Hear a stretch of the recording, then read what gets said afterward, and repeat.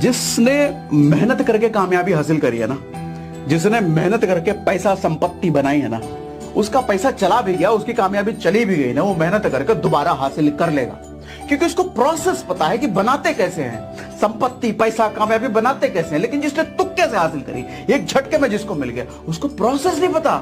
वो जब गिरा, वो जब बर्बाद हुआ तो प्रोसेस पता ही नहीं, उसको तुक्के से उठा, अब उठेगा इसे।